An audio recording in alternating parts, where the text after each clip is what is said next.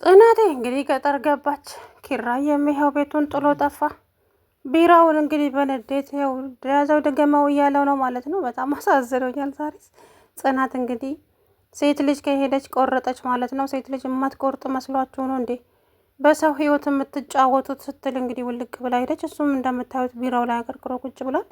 ሰኒዬም ደግሞ እንግዲህ ጆከርን ለመጠየቅ እዛ እስር ቤት ድሬዳ ዶክተሩ የምታውቂው ነገር አለ እንዴ ብሎ እንግዲህ ጥያቄ ሲያፋጥጥባት እኔ ምንም የማውቀው ጉዳይ የለም፣ ለጥያቄ ደግሞ ሳልዘጋጅበት ነው የመጣሁት ብላ ረግጣው ሄደች። በይ ውጪ እባክህን ጆከርን አንድ ያገናኘኝ እባክህ ብትለውም በፍጹም ላገናኝሽ አልችልም ውጪ አላት።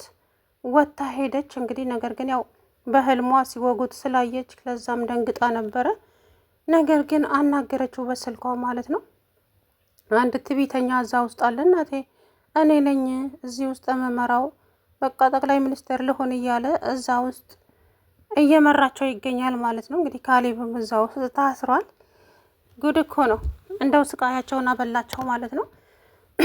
በስተ መጨረሻም እንግዲህ ኪራ ቤቱን ለቆ ሰው ተጨንቀዋል። እነ ናሆሜ እነ ቅዱሴ ብቻ ብዙ ሰው። ኪያም ደግሞ ምንም የሰማቸው ጉዳይ አልነበረም እስካሁን ድረስ። ወንድሜ የት ሄዶ ነው? ምን ሆኖ ነው የጠፋው? የት ነው የገባው? እያለች ስራም አልመጣም። ከዛም ሀንቾ ወንድምሽ ደበደበኝ፣ ወንድምሽ እንደዚህ ያደረገኝ። እንዴ የኔ ወንድም? አዎ ያንቺ ወንድም። ይሄን ያክል እኔ እኮ ሰው አክብሬ እንጂ ፈርቼ አይደለም። ቆይ ለምንድን ነው ይሄን ያክል እኔ ላይ እንደዚህ የሚሆነው?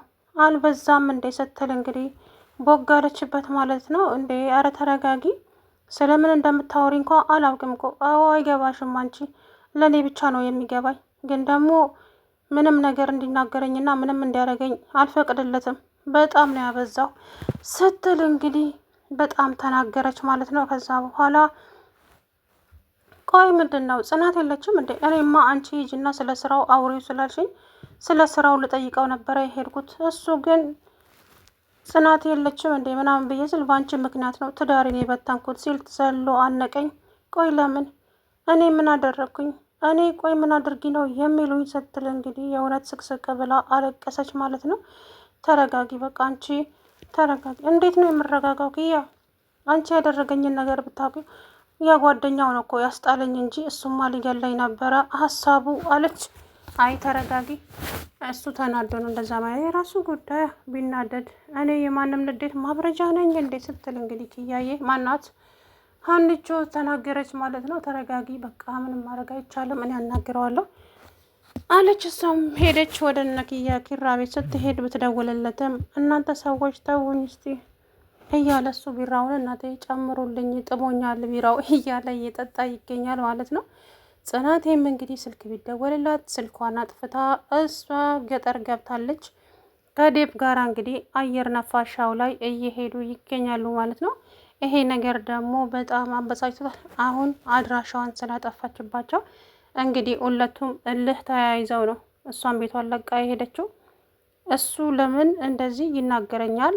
እኔ የቤት እመቤት ስለሆንኩ ነው ወይ ወዘተ የሚለው ነገር እንግዲህ ጽናት ሴት ልጅ እንዴት እንደማትቆርጥ እስቲ ሄጂ አሳየዋለሁ፣ ሴት ልጅ ከቆረጠች መለስ ብላ ሰውን እንደማታይም አሳየዋለሁ ዛሬ ብላ ቤቱን ለቃ ሄደች። እንግዲህ እሱ ግን የትም አትሄድም መስሎት ነበረ፣ ግን ሄደች።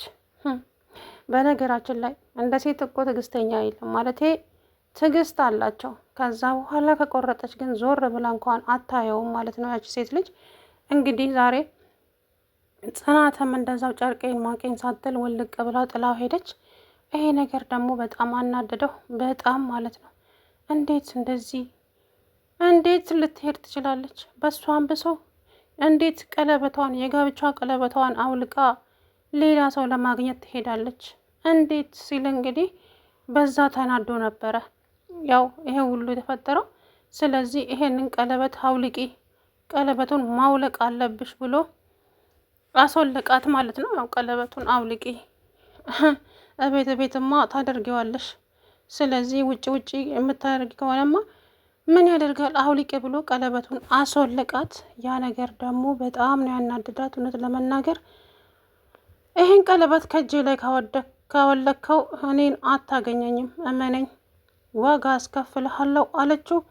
ከዛ በኋላ እንግዲህ የፈለግሽውን አምጪ፣ እንዴት ቀለበትሽን ታወልቂያለሽ? እንዴት ሲል እንግዲህ እሱ አሀ ያ እየመጣ የሚያገኝሽ የሚደውልልሽ ሰው ነው አይደለ? እሱ ነው ቀለበትሽ እንድታወልቂ። ኪራ አትፈታተነኝ፣ ኪራ እረፍ፣ ትዕግስቴን አትፈታተነው ስትል እንግዲህ አንድ ሁለት ሲባባሉ እሷን በዛ በጨለማ እንግዲህ በሩን ከፍታ ሄደች። እንግዲህ መሄጃ የሌለኝ መስሎ ከሆነ ተሳስተሃል አቶ ኪራ፣ እስኪ ማንኛው ሰው እንደሚጎዳ እናያለን ብላ እንግዲህ ጥላው ሄደች። እሱ በተኛበት ሲነሳ ግን የለችም። ጽናት ቢልም የለችም። ነገሮችን ሲያስታውስ ግን ያው ማታ ያደረገው ነገር ትዝ አለው። ከዛ ንዴቱን ትራሱም ላይ እነ ኒናም ላይ ሁሉም ሰው ላይ መወጣት ጀመረ። እንግዲህ አሁን አድራሻውን አጥፍቶ ቢራውን እየጠጣ ይገኛል ማለት ነው። ሰኒዬም እንግዲህ ክብሮምም ሰኒን የራሱ ለማድረግ የማያደርገው ነገር የለም፣ የማይዋሸው ውሸት የለም። ራኪብም ደግሞ ከዚህ በኋላ እህቴ አጠገብ ደርሳለሁ ብትል እመነኝ፣ ዋጋ አስከፍልሃለሁ። እህቴ ሳትሆን እኔ ነኝ ዋጋ ማስከፍልህ፣ ገባህ? ከዚህ በኋላ ስለ እህቴ አንድ ነገር ብትናገር ውርድ ከራሴ አለችው። ተይ እንጂ ወይዘሮ ራኪብ ተረጋጊ እንጂ፣ እውነታውን ስለነገርኩ ያ እኮ ነፍሰ ገዳይ ነው። ደግሞ እህትሽ ከነፍሰ ገዳይ ጋር እንድትሆን ትፈልጊያለሽ እንዴ? አይመለከትህም። ምን አገባህ አንተ? ከነፍሰ ገዳይም ሆነች ከሌላም ሰው ሆነች የሚመለከት ነገር ስለሌለ አፍህን ዝጋ አለችው። ከዛ በኋላ እኔ አፌን እዘጋለሁ፣ ግን ደግሞ ስለ እህትሽ የምታውቂው አንቺ ነሽ እና እህትሽ መጥፎ ነገር ላይ እንድትወድቅ ካልፈለግሽ ያው ልተባበርሽ ብዬ ነው። አመሰግናለሁ። ያንተን ትብብርም አልፈልግም፣ ግን ከእህቴ ላይ ራቅ፣ ከእህቴ ላይ አይንህን አንሳ። ማናችሁም እህቴ እንድትጎዱብኝ አልፈልግም። ከዚህ በኋላ እድሉንም አልሰጣችሁም አለችው። በጣም ተናደድና ጥሏት ሄደ። እስቢድ የሚባለው ያ ማን ነው ስሙ? መርሲሞይ የሚባለውም እንግዲህ እሱ የሚሰራው ሰራ። ከዛ ውስጥ ያው ከድራማው አርቀውታል መሰለኝ። አሁን ያው ከክብሮሜ ጋራ እየተዛዛቱ ይገኛሉ። በስተ መጨረሻም ግን ያው እንትና ማነው እሱ ጆከር ያው እዛው እስር ቤት ነው ያለው። ስለ ሰኒ እያሰበ ነው። ትወዳታለህ ወይ? እንዴት ነው ታፈቅራታለህ ወይ? እያለ የሆነ ልጅ ይጠይቀዋል። አዎ በጣም የምትፈቀር ልጅ ናት ሰኒዬ። በሷ በአጋጣሚ ነው እየተገናኘው። ያው ስለ እሷ አውርቼ አልጨርስም እያለ እንግዲህ ስለ ሰኒዬ እያወራ ይገኛል ማለት ነው ልጁ። ከዛ በኋላ እንግዲህ ሰናይትም ልጁን ለመጠየቅ እዛ ብትሄድም ፖሊሱ መርማሪው ግን አንቺ ሰናይት የምትባየው አንቺ ነሽ ሲላት፣ አዎ እኔ ነኝ አልተሳሳትክም አለችው። ስለ ሰውየው አሟሟት የምታውቂው ጉዳይ አለ እንዴ? ወይኔ አምላኬ፣ ሁሉንም ነገር ነግሮት ይሆን እንዴ? አልነገረው ይሆን እንዴ? እያለች እንግዲህ ራሷን ግራ እያጋባች በጥያቄ ከዛ በኋላ እያወራሁሽ እኮ ነው፣ የት ነው የምታወሪው ሲላት፣ እዚሁ ነኝ ኧረ አለው አለችው ሰንዬ። እንግዲህ ጽናቴ ቤቱን ለቃ ከሄደች ዛሬ 3ኛ ቀኗ ነው። ኪራም እንግዲህ አሁን የተደገሰበትን የሰርጉን ጭፈራ ምናምን ያው በስካር አይኑ እያየው ይገኛል። የኪራ ስካር ግን ደስ ሲል የእውነት በጣም ደስ የሚለው ማለት ነው። እና የስካር ደጋፊ ነች እንደ እንዳትሉኝ ብቻ የእሱ ነገር ያስቀኛል ሲያወራ ምናምን ነገር እና ሲሰክር። አሁን እንግዲህ የጠርሙስ ማታ አጠገቡ ደርድሮ አታላይ ነሽ ጽናት፣ እንዴት እኔን ጥለሽኝ ትሄጃለሽ? የፈለገ ብትናደጅብኝ እኮ ጥለሽኝ አትሄጂም ጽናት፣ እንዴት እኔን ጥለሽኝ ትሄጃለሽ? እያለ እንግዲህ ቢራውን ጎንጨት እያለ አንድ እንባ ወረድ እያደረገ አይ ኪራ ርዕሰ ነገር የኪራ እንዴት ነው የሚያስቀኝ። እንግዲህ ሴት ልጅ ቆረጠች ነው። ሴት ልጅ የማትቆርጥ ይመስላችኋል አብዛኛውን ጊዜ በነገራችን ላይ ና ትዕግስት እንደኛ የሚታገዝ የለም። ወንዶች እኮ ትዕግስት የላቸውም። የምሬ ነው። ወንድ ትዕግስት የለውም። ሴት ግን ያው ትችላለች።